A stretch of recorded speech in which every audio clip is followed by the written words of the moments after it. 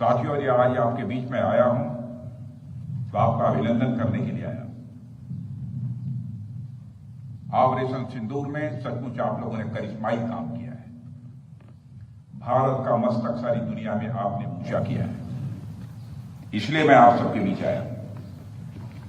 इसलिए ऑपरेशन सिंदूर के दौरान जो हमारे सैनिक अथवा हमारे सिविलियन जो ही शहीद हुए हैं, मैं सबको मैं नमन करता हूं, और जो हमारे बहादुर जवान घायल हुए हैं उनके शीघ्र स्वस्थ होने की भी मैं ईश्वर से मैं कामना करता हूं। आप जानते हैं कि हमारे देश की मजबूत भुज में आप सबके बीच आकर मुझे स्वाभाविक रूप से गौरव की अनुभूति हो रही है।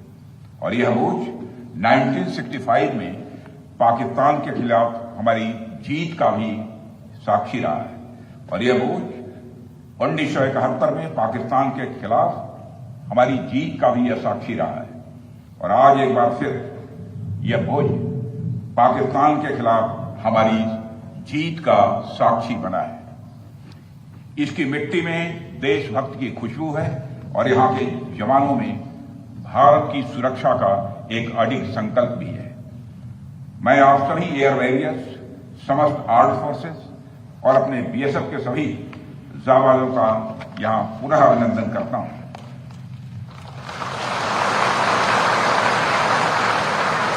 अभी कल ही मैं श्रीनगर में सेना के अपने वीर जवानों से मिलकर लौटा हूं, और आज मुझे आपके बीच आने का यहां अवसर मिला है।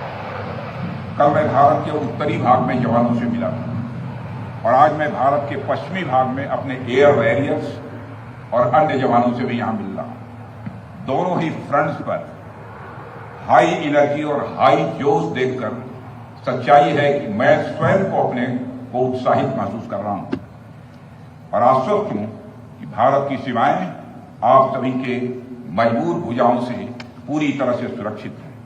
ऑपरेशन सिंदूर, और मैं बताना चाहता हूं ऑपरेशन सिंदूर नाम किसने दिया?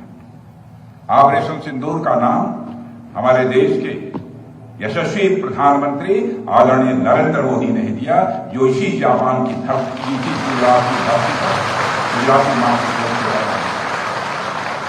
और ऑपरेशन सिंदूर के दौरान जो कुछ भी आपने किया है, समस्त हिंदुस्तानियों को, चाहे वह भारत के रहने वाले हों अथवा दुनिया के दूसरे देशों में रहने वाले हों, सभी गौरवान्वित हुए हैं।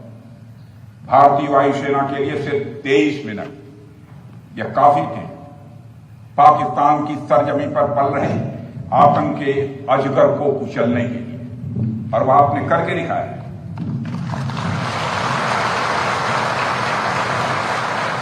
और मैं यह कहूं तो यह कहना गलत नहीं होगा, जितनी देर में लोग नाश्ता पानी निपटाते हैं उतनी देर में आपने दुश्मनों को निपटा दिया।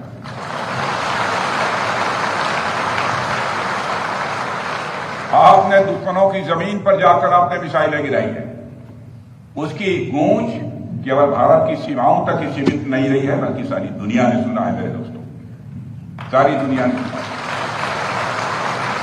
और वास्तव में वह गूंज सिर्फ मिसाइल्स की ही नहीं थी, वह गूंज थी आपके शौर्य की और भारत के सेना के जवानों के पराक्रम की।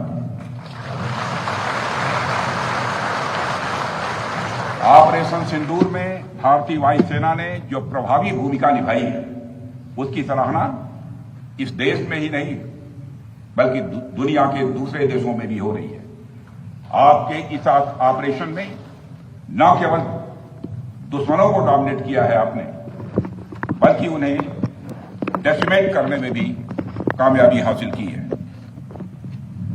आतंकवाद के खिलाफ चलाए गए इस अभियान को नेतृत्व हमारी एयरफोर्स ने किया, और हमारी एयरफोर्स एक ऐसी स्काई फोर्स है जिसने अपने शौर्य, पराक्रम और प्रताप से आसमान की नई और बुलंद ऊंचाइयों को भी छू लिया है। मैं chief air marshal AP Singh को भी इसके लिए मैं बधाई देना चाहता हूं, उनके पूरे ऑफिसर्स, उनके पूरे टीम, उनके सारे जवानों को भी मैं बधाई देता हूं। और साथियों, कोई छोटी बात नहीं है कि हमारी एयरफोर्स की पहुंच पाकिस्तान के हर कोने तक है, और ये बात पूरी तरह से साबित हो चुकी है तो हमारी तीनों फोर्सेस की, लेकिन आज एयरबेस पर आए हूं इसलिए मैं इसकी चर्चा कर रहा हूं। और आज स्थिति यह है कि भारत के फाइटर प्लेन बिना सरहद पार किए ही यहीं से उनके हर कोने तक सीधा प्रहार करने में पूरी तरह से सक्षम है। और पूरी दुनिया ने देख लिया है कि कैसे आपने पाकिस्तान की धरती पर मौजूद आतंकवाद के 9 ठिकानों को ध्वस्त कर दिया। बाद में की गई कार्रवाई में उनके अनेक एयरबेस भी तबाह कर दी गए। ऑपरेशन सिंदूर के दौरान इंडियन एयरफोर्स ने केवल पराक्रम ही नहीं दिखाया है, बल्कि पूरी दुनिया के सामने प्रमाण भी दिया है। प्रमाण इस बात का कि अब भारत की युद्ध नीति और टेक्नोलॉजी यानी तकनीक भी दोनों बदल चुकी है। आपने प्रधानमंत्री मोदी जी के नेतृत्व में नए भारत का संदेश पूरी दुनिया तक इस बार पहुंचा दिया है।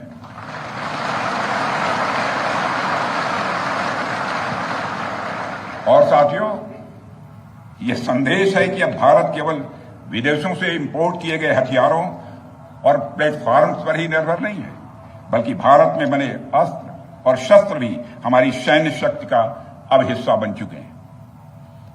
अब भारत में बने और भारतीय हथियारों से बने हथियार भी अचूक और अभेद्य हैं। यह पूरे विश्व ने देख लिया है। ब्रह्मोस मिसाइल की ताकत को तो पाकिस्तान ने खुद स्वीकार कर लिया है। हमारे देश में एक कहावत काफी पुरानी है और वह है दिन में तारे दिखना।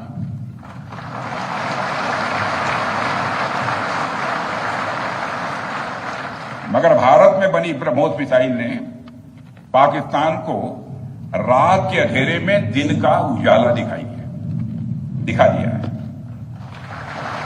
रात के अंधेरे में दिन का उजाला दिखा दिया है। भारत के जिस एयर डिफेंस सिस्टम की तारीफ हर तरफ हो रही है, उसमें डीआरडीओ द्वारा बनाए गए आकाश और अन्य राडार सिस्टम की जबरदस्त भूमिका रही है। साथियों, कई स्थानों पर हमारे नागरिक दुश्मन के ड्रोन आते देख भाग नहीं रहे थे, बल्कि हमारे एयर डिफेंस सिस्टम के हाथों उनको मार गिराने की वीडियो बना रहे थे।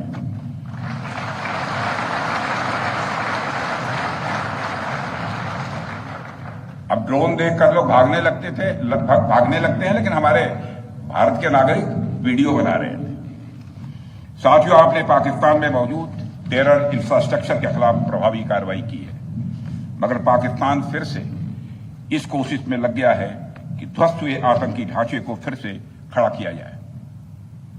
वहां की सरकार पाकिस्तानी आम नागरिकों से लिया गया टैक्स जैशे मोहम्मद जैसे आतंकवादी संगठन के आका मसूद अजहर को करीब 14 करोड़ रुपए देने में खर्च करेगी, जबकि वह यूनाइटेड नेशंस डेजिग्नेटेड टेररिस्ट घोषित हो चुका है। इतना ही नहीं, लश्कर-ए-तोयबा और जैश-ए मोहम्मद के मुरूद के और बहावलपुर स्थित टेरर इंफ्रास्ट्रक्चर को फिर से खड़ा करने के लिए पाकिस्तान सरकार ने आर्थिक सहायता देने की घोषणा की है। लेकिन निश्चित रूप से इंटरनेशनल मॉनिटरी फंड से आने वाले $1 बिलियन के बड़े हिस्से को टेरर इंफ्रास्ट्रक्चर को फंड करने में इस्तेमाल होगा, ऐसा मेरा मानना है। क्या यह इंटरनेशनल मॉनिटरी फंड IMF द्वारा, जो कि एक इंटरनेशनल ऑर्गेनाइजेशन है, उसके द्वारा इनडायरेक्ट फंडिंग इसे नहीं माना जाएगा? मैं दुनिया के लोगों के सामने यह सवाल रखना चाहता हूं। इसलिए मैं मानता हूं कि आज के समय में पाकिस्तान को किसी भी तरह की आर्थिक सहायता टेरर फंडिंग से कम नहीं है। भारत यही चाहेगा कि IMF पाकिस्तान को अपनी $1 बिलियन की असिस्टेंस पर वह पुनर्विचार करे और आगे भी किसी भी तरह की सहायता देने से IMF परहेज करे। भारत नहीं चाहता जो फंडिंग हम IMF को करते हैं वह डायरेक्ट या इनडायरेक्ट किसी भी तरीके से पाकिस्तान या किसी भी देश में टेरर इंफ्रास्ट्रक्चर को बनाने में वह इस्तेमाल की जाए। हम नहीं चाहते।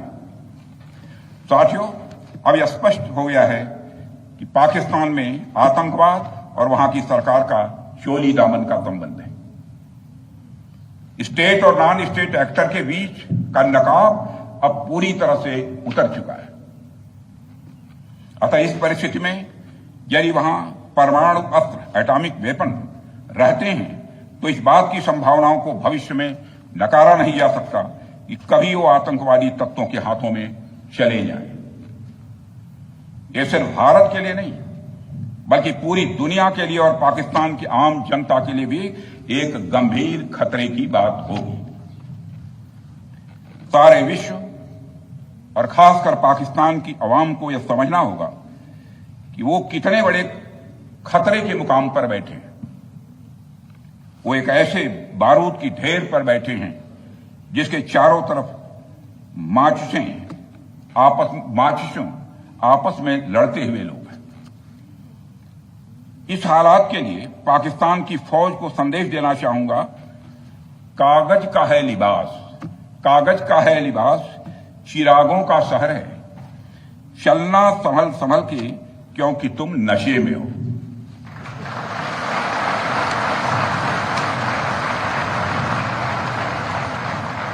साथियों, अभी आपने जो पराक्रम दिखाया है उसकी चर्चा पूरी दुनिया में हो रही है। जैसा मैंने पहले भी कहा, आज भारत को वैश्विक मंच पर जो सम्मान मिल रहा है उसकी बुनियाद में यदि कहा जाए साफ तौर पर तो वह है आपका पराक्रम। और यही कारण है कि भारत का बच्चा बच्चा आपको अपना आइडल मानता है, बच्चा बच्चा आपको अपना आदर्श मानता है।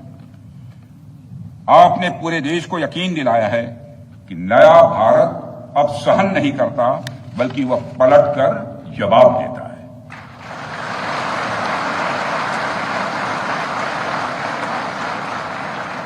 मैं चाहे जितना कुछ भी बोलूं, लेकिन मेरे शब्द आपके कार्य को मापने में असमर्थ होंगे। मैं कृतज्ञ राष्ट्र की ओर से आप सबके प्रति पुनः आभार व्यक्त करता हूं। साथियों, अब आतंकवाद के विरुद्ध लड़ाई केवल सुरक्षा का विषय नहीं बल्कि नेशनल डिफेंस डॉक्ट्रिन का यह हिस्सा बन चुकी है। हम आपके साथ मिलकर इस प्रॉक्सी और हाइब्रिड वॉरफेयर को जड़ से समाप्त करेंगे। रक्षा मंत्री होने के नाते यह संकल्प मैं दोहराना चाहता हूं। अब हमारा भारत पहले का भारत नहीं है। प्रधानमंत्री के नेतृत्व का यह नया भारत का जन्म हो चुका है। मेरे बहनों भाइयों, हम हमारे आराध्य श्री राम के उस मार्ग का अनुसरण करते हुए आगे बढ़ रहे हैं जिसमें वह आसुरी शक्तियों के विनाश का प्रण लेते हैं। निश्चरहीन करौं मही भुज उठाई पण कीन, अर्थात जिस प्रकार भगवान राम ने अपनी भुजाओं को उठाकर धरती को राक्षस विहीन करने का प्रण लिया था, ठीक उसी प्रकार श्री राम के आदर्शों का पालन करते हुए हमने भी आतंकवाद को जड़ से समाप्त करने का संकल्प लिया है।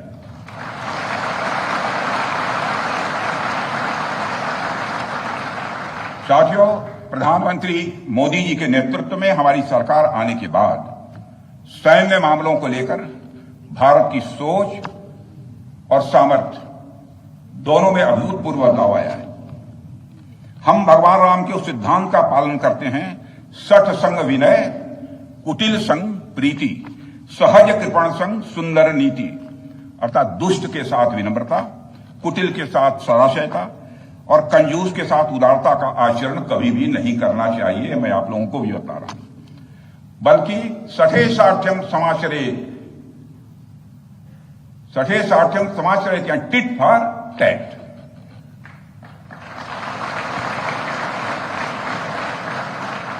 साथियों, ऑपरेशन सिंदूर ने यह स्पष्ट संदेश दे दिया है कि हमने शांति के लिए जितना अपना दिल खोल कर रखा है, शांति को नष्ट करने वालों के विरुद्ध उतना ही अपना हाथ भी खोल कर रखा है। साथियों, एक और बात मैं यहां साफ कहना चाहूंगा कि ऑपरेशन सिंदूर अभी खत्म नहीं हुआ है। जो कुछ भी हुआ है वह सिर्फ एक ट्रेलर मात्र था। अब जब समय आएगा, जब भी सही समय आएगा, तो हम पूरी पिक्चर भी दुनिया को दिखाएंगे।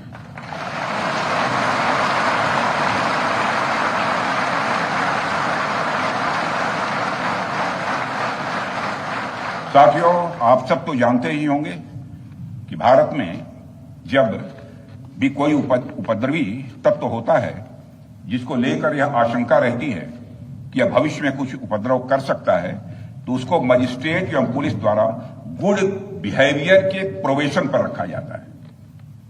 कोई गड़बड़ करता है तो उसको कुछ समय के लिए मजिस्ट्रेट गुड बिहेवियर के प्रोबेशन पर रखते हैं। अगर वह व्यक्ति प्रोबेशन के दौरान कोई भी शरारत करता है तो उसे उचित दंड भी दिया जाता है।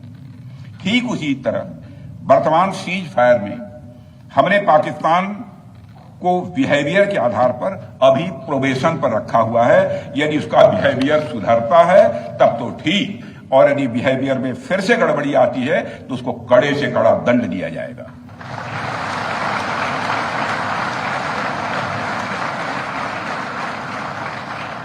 मैं फिर से इसे दोहराना चाहता हूं, अभी भारत ने पाकिस्तान को प्रोबेशन पर रखा है। वैसे भी माननीय प्रधानमंत्री ने हाल ही में एक बात बहुत साफ कही है कि आतंक प्रहार अब न्यू नॉर्मल है। यह न्यू इंडिया का न्यू नॉर्मल है। अब हमने साफ कर दिया है कि हमारी संप्रभुता को यदि कोई नुकसान पहुंचाएगा तो अब प्रहार भी झेलेगा। आतंकवाद का हम लाउडर और स्ट्रांगर जवाब देने के लिए तैयार हैं। साथियों, मैं जब देश के अलग अलग हिस्सों में जाता हूं तो एक बात हर जगह सुनने को मिलती है कि हमें हमारी सेनाओं पर गर्व है। और क्यों न हो, आप सबने अपने पराक्रम से, अपने शौर्य से पूरे देश के दिल में एक अपनी खास जगह बनाई है। लेकिन क्या सिर्फ गर्व और सम्मान ही काफी है? मेरा मानना है कि नहीं। साथियों, कुछ साल पहले हम दुनिया से हथियार खरीदते थे, आज हम खुद बना रहे हैं। बहुत सारे हथियार, कुछ लेते भी हैं, artillery systems, radar systems, missile shields, drones और काउंटर ड्रोन्स जैसे साजो सामान आज हम भारत में ही मैन्युफैक्चर कर रहे हैं। हम इंपोर्टर से एक्सपोर्टर बन रहे हैं और यह केवल शुरुआत भी है, केवल शुरुआत भर है। मैं आप सबको एक बार फिर ऑपरेशन सिंदूर की सफलता पर तहे दिल बधाई देता हूं। और मैं बस इतना कहूंगा कि आपके पराक्रम ने यह दिखा दिया है कि यह वो सिंदूर है, यह वो सिंदूर है जो श्रृंगार का नहीं बल्कि शौर्य का प्रतीक है।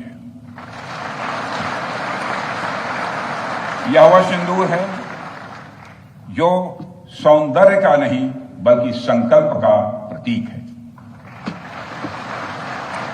यह सिंदूर खतरे की वह लाल लकीर है, यह सिंदूर खतरे की वह लाल लकीर है जो भारत ने अब आतंकवाद के माथे पर खींच दी है।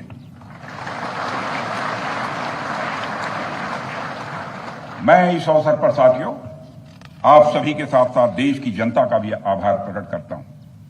भारत की जनता ने एकजुटता और समझदारी का परिचय देते हुए आप सभी का, सरकार का, यानी पूरे देश का सहयोग किया है।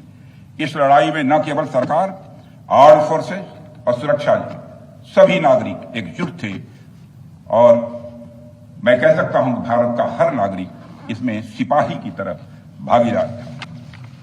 मैं देश की उन माताओं को भी प्रणाम करना चाहता हूं जिनकी कोख से आप जैसे बहादुरों ने जन्म लिया है।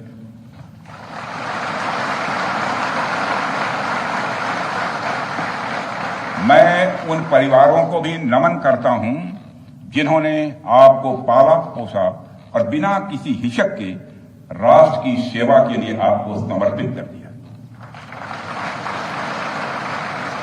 और मैं आपको आश्वासन देता हूं, सरकार और देश की जनता हर कदम पर, हर स्थिति में आपके कंधे से कंधा मिलाकर आपके साथ खड़ी है। और मुझे पूरा विश्वास है कि आपके सहयोग से हम इस पूरे रीजन में आतंकवाद का समूल नाश करेंगे, ताकि कल को कोई भारत की संप्रभुता के खिलाफ आंख उठाने की हिमाकत न कर सके।